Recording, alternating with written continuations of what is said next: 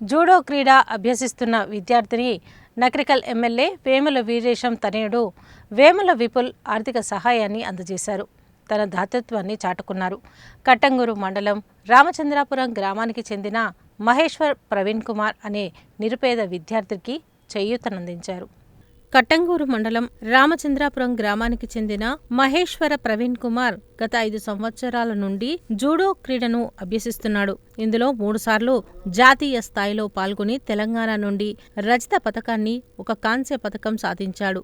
గత నెలలో జరిగిన అండర్-17 రాష్ట్ర స్థాయి జూడో పోటీల్లో 45 కేజీల విభాగంలో బంగారు పతకం గెలుచుకుని జాతీయ స్థాయి పోటీలకు సైతం ఎంపిక అయ్యాడు. జాతీయ స్థాయి పోటీలు ఈ నెల 22 నుంచి 26 వరకు మణిపూర్ రాష్ట్రంలో ఇంపాల్లో జరగనున్నాయి. ప్రవీణ్ కు తల్లిదండ్రులు కూడా ఎవరూ లేరని, క్రీడల్లో రాణిస్తున్న విషయాన్ని తెలుసుకున్న వేముల విపుల్ ప్రవీణ్ మణిపూర్ వెళ్లేందుకు ఆర్థిక సహాయం అందజేశారు. ప్రవీణ్ కు ఏ అవసరం ఉన్నా తానున్నానని భరోసా ఇచ్చి తెలంగాణ రాష్ట్రానికి, నల్లగొండ జిల్లాకి మంచి పేరు తీసుకురావాలని విద్యార్థిని ఆయన ప్రోత్సహించారు. అలాగే చిట్యాల పట్టణానికి చెందిన శివాలయం చైర్మన్ రంగా వెంకన్న మాతృమూర్తి రంగా వెంకమ్మ అనారోగ్యంతో మరణించారు. విషయం తెలుసుకున్న నకరికల్ ఎమ్మెల్యే వేముల వీరేశం చిట్యాలలో మృతురాలి నివాసంలో మృతదేహానికి పూలమాలలు వేసి నివాళులు అర్పించి కుటుంబ సభ్యులను ఓదార్చారు.